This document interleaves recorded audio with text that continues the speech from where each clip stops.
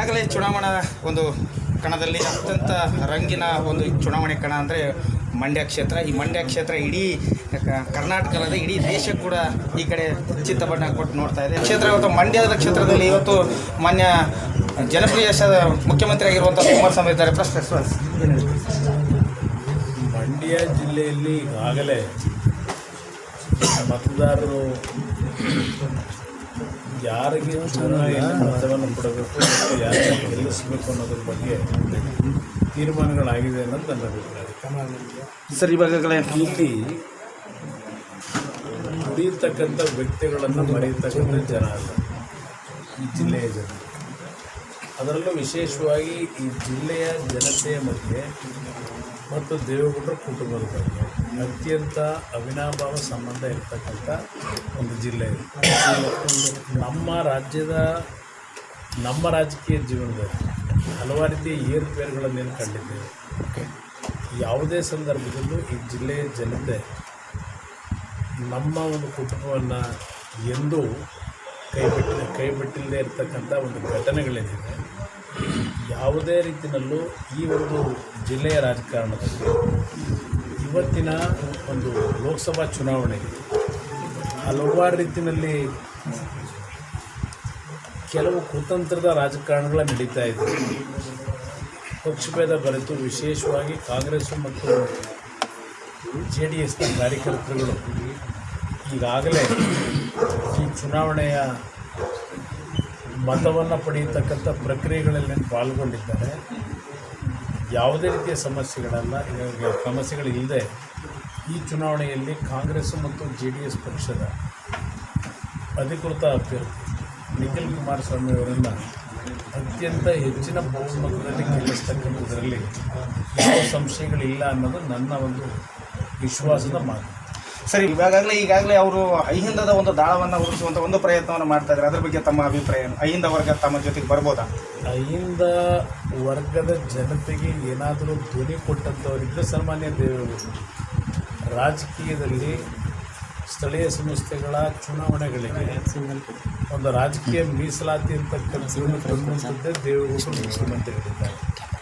ಅದರಿಂದ ಇಲ್ಲಿ ಅದು ಯಾವುದೇ ರೀತಿಯ ಕಾರಣಗಳು ಮಂಡ್ಯದಲ್ಲಿ ನಡೆಯೋದಿಲ್ಲ. ಇಲ್ಲಿ ಪಕ್ಷಭೇದ ಮರೆತು ಎಲ್ಲ ಸಮಾಜಕ್ಕೆ ಸೇರಿರ್ತಕ್ಕಂಥ ಮತದಾರರು ಈ ಚುನಾವಣೆಯಲ್ಲಿ ಈಗಾಗಲೇ ಮಾನಸಿಕವಾಗಿ ನಿರ್ಧಾರ ಮಾಡ್ಕೊಂಡ್ಬಿಟ್ಟಿದ್ದಾರೆ. ಮತದಾನಕ್ಕೆ 18ನೇ ತಾರೀಕಿನ ಮತದಾನಕ್ಕೆ ಮತವನ್ನು ಹಾಕ್ತಕ್ಕಂಥದ್ದಕ್ಕೆ ನಿಖಿಲ್ ಕುಮಾರಸ್ವಾಮಿ ಅವರಿಗೆ ದಿನವನ್ನು ಕಾಯ್ತಾ ಇದ್ದಾರೆ ಅಷ್ಟೇ. ಸರ್, ಇವಾಗ ಅಹಿಂದ ವರ್ಗ ಅಂತ ಬಂದರೆ ಅದರಲ್ಲಿ ನಾವು ಅಂಬಿಗ ಸಮುದಾಯದಿಂದ ಈಗಾಗಲೇ ಕರ್ನಾಟಕದ ಬಹು ಮಟ್ಟದಲ್ಲಿ ಜಿಲ್ಲೆದಲ್ಲಿದ್ದೀವಿ. ಅದರ ಜೊತೆಯಲ್ಲಿ ಮೀನುಗಾರರ ಸಮಾಜಕ್ಕೆ, ಈಡಿಗ ಸಮಾಜಕ್ಕೆ ಈ ರಾಜ್ಯದಲ್ಲಿ ಈ ಬಾರಿ ಲೋಕಸಭೆ ಚುನಾವಣೆಯಲ್ಲಿ ಟಿಕೆಟ್ ಕೊಟ್ಟಿದ್ದರೆ ಅದು JDS ಪಕ್ಷದ ವತಿಯಿಂದ. ಅದರಿಂದ ಈವನ್ ಲಂಬಾಣಿ ಸಮಾಜಕ್ಕೆ ಇವತ್ತು JDS ಪಕ್ಷದಿಂದ ಅಭ್ಯರ್ಥಿ ಮಾಡಿದ್ದೇವೆ. ನನಗಿಲ್ಲಿ ಜಾತಿಯ ಹೆಸರಿನ ರಾಜಕಾರಣಕ್ಕಿಂತ ಹೆಚ್ಚಾಗಿ ಎಲ್ಲ ಜಾತಿಯಲ್ಲಿರ್ತಕ್ಕಂಥ ಕಡು ಬಡವರೇನಿದ್ದಾರೆ ಅವ್ರನ್ನ ಇವತ್ತು ಮೇಲೆತ್ತಬೇಕಾದಂಥ ಕೆಲಸವನ್ನು ನಾವು ಮಾಡಬೇಕಾಗಿದೆ. ಆ ನಿಟ್ಟಿನಲ್ಲಿ ಬಹುಶಃ ಈ ವರ್ಷದ ಬಜೆಟಲ್ಲಿ ಸಣ್ಣ ಸಣ್ಣ ಸಮುದಾಯಗಳನ್ನು ಇಲ್ಲಿಯವರೆಗೆ ಯಾವುದೇ ಸರ್ಕಾರಗಳಿಗೆ ಗುರುತಿಸಿರಲಿಲ್ಲ. ಅಂಥ ಸಮುದಾಯಗಳನ್ನು ಇವತ್ತು ಗುರುತಿಸಿ ಸುಮಾರು 135 ಕೋಟಿ ಹಣವನ್ನು ಕೊಡ್ತಕ್ಕಂಥ ನಿರ್ಧಾರ ಮಾಡಿದ್ದೇನೆ. ಸಣ್ಣ ಸಣ್ಣ ಸಮಾಜಗಳನ್ನು ಗುರುತಿಸಿದ್ದೇನೆ.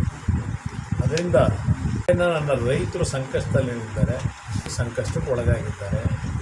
ಈ ವರ್ಷ ಬಜೆಟ್ನಲ್ಲಿ ದ್ರಾಕ್ಷಿ ಬೆಳೆಗಾರರಿಗೆ 10 ವರ್ಷದಿಂದ ಕೇಳ್ಕೊಂಬಂದರೂ ಯಾರೂ ಕೊಟ್ಟಿರಲಿಲ್ಲ. ದ್ರಾಕ್ಷಿ ಬೆಳೆ ಬೆಳೀತಕ್ಕಂಥ ರೈತನಿಗೂ ಈಗಾಗಲೇ 150 ಕೋಟಿ ದುಡ್ಡು ಇಟ್ಟಿದ್ದೇನೆ ಬಜೆಟ್ನಲ್ಲಿ. ಇನ್ನೂ ಹೆಚ್ಚಿನ ಅನುದಾನವನ್ನು ಬೇಕು ಅಂತಕ್ಕಂಥ ಅವರ ಒಂದು ಭಾವನೆಗಳನ್ನು ನನ್ನ ಮುಂದೆ ವ್ಯಕ್ತಪಡಿಸಿದ್ದಾರೆ. ಇವತ್ತು ಅಂಥ ಒಂದು ವಿಷಯಗಳಲ್ಲೂ ಈ ಸರ್ಕಾರ ಸೂಕ್ಷ್ಮವಾಗಿ ಪ್ರತಿಯೊಂದು ಬೆಳೆಯನ್ನು ಬೆಳೀತಕ್ಕಂಥ ರೈತರನ್ನು ಉಳಿಸ್ತಕ್ಕಂಥದ್ದು ಹೇಗೆ ಅಂತಕ್ಕಂಥದ್ರಲ್ಲಿ ಪ್ರಾಮಾಣಿಕವಾಗಿ ಸ್ಪರ್ಧಿಸ್ತಕ್ಕಂಥ ಕೆಲಸವನ್ನು ಈ ನಾಡಿನಲ್ಲಿ ಈ ಒಂದು ಮೈತ್ರಿ ಸರ್ಕಾರದಲ್ಲಿ ಮಾಡ್ತಾರೆ. ಸರ್, ಇವಾಗ ನೀವು ಹೇಳಿದ್ರಿ ಈಗಾಗಲೇ ಎಲ್ಲ ಜನತೆಗೆ ಒಂದು ಆದ್ಯತೆ ಕೊಡ್ತಾ ಇದ್ವಿ. ಅದರ ಜೊತೆಯಲ್ಲಿ ಅಂಬಿಗಾ ಸಮಾಜದ ಬಹುದಿನಗಳ ಬೇಡಿಕೆ ಒಂದು ಎಷ್ಟಿದೆ, ಈಗಾಗಲೇ ಫೈಲ್ ರೆಫರ್ ಆಗಿದೆ, ಎಲ್ಲವೂ ಆಗಿದೆ. ಅದ್ರ ಜೊತೆಯಲ್ಲಿ ಇವೆಲ್ಲ ಆಗಬೇಕು ಅಂದರೆ ಕರ್ನಾಟಕ ರಾಜ್ಯದಲ್ಲಿ ಒಂದು ಸರ್ ಒಂದು ಏನು ಎಷ್ಟಿಗೆ ಒಂದು ಅವಕಾಶ ಇದೆ ಅಲ್ಲ ಸರ್, ಚೋಕ್ರೆ ಕೋಳಿ ಅನ್ನೋದಕ್ಕೆ ನನಗೆ ಅರ್ಥ ಆಗುತ್ತೆ. ಈಗ ನಿಮ್ಮ ಕೋಳಿ ಸಮಾಜ ಇರಲಿ, ಗಂಗಾ ಮತಸ್ಥರಿರಲಿ, ಬೆಸ್ತರಿರಲಿ, ಆಲಕ್ಕಿ ಒಕ್ಕಲಿಗರಿರಲಿ, ಅಲ್ಲಿಂದ ನಿಮ್ಮ ಯಾದವರು ಇರಲಿ, ಈಗ ಹಲವಾರು ಸಮಾಜಗಳು, ಒಂದು ಈವನ್ ಬಲಜಿಗ ಸಮಾಜ ಇರ್ಬೋದು, ಇವರು ಎಲ್ಲರೂ ಈ ಒಂದು ಮೀಸಲಾತಿಯ ಬಗ್ಗೆ ಚರ್ಚೆಯನ್ನು ಮಾಡ್ತಾರೆ. ಬಹುಶಃ ಈ ಮೀಸಲಾತಿಯ ಚರ್ಚೆ ವಿಷಯದಲ್ಲಿ ಹಲವಾರು ನಾಯಕರು ಕೊಟ್ಟಿರ್ತಕ್ಕಂಥ ಭರವಸೆ ಈಡೇರಿಸ್ತಕ್ಕಂಥ ಕಾಲ ಈಗೇನು ಬಂದಿದೆ ಕೇಂದ್ರದಲ್ಲಿ, ಇವತ್ತು ಬರ್ತಕ್ಕಂಥ ಸರ್ಕಾರದಲ್ಲಿ ಅವೆಲ್ಲದಕ್ಕೂ ಉತ್ತರ ಸಿಗ್ತಕ್ಕಂಥದ್ದಕ್ಕೆ ಜನತೆ ಅವ್ರ ಕೈಲೇನಿದೆ ತೀರ್ಮಾನ ಮಾಡ್ತಕ್ಕಂಥದ್ದು. ಕಾಂಗ್ರೆಸ್ಸು JDSನ ಅಭ್ಯರ್ಥಿಗಳನ್ನು ಹೆಚ್ಚಿನ ಸಂಖ್ಯೆಯಲ್ಲಿ ಆಯ್ಕೆ ಮಾಡಿ ಕಳಿಸಿದ್ರೆ ಯಾವುದೇ ಸಮಸ್ಯೆಗಳಿಲ್ಲದೆ ದೇವೇಗೌಡರ ನಾಯಕತ್ವದಲ್ಲಿ ಅಲ್ಲಿ ಯಾವುದೇ ಪ್ರಧಾನಮಂತ್ರಿಗಳಾಗಲಿ ಈ ಬಾರಿ ಯಾವುದೇ ಪಕ್ಷಗಳಿಗೆ ಸಂಪೂರ್ಣವಂತ ಬಹುಮತ ಬರಲ್ಲ. ದೇವೇಗೌಡರು ಮತ್ತೆ ನಡೆಯುತ್ತೆ ಅಲ್ಲಿ.